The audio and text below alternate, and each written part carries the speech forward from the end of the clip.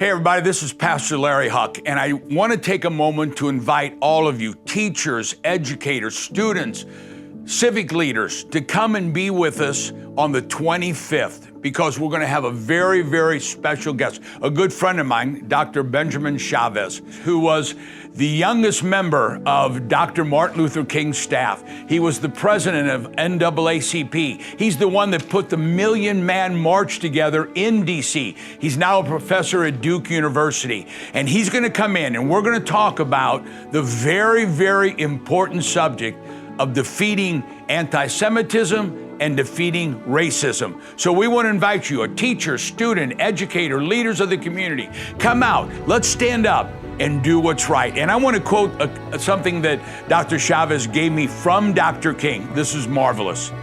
Dr. King said, "The time is always right to do what is right."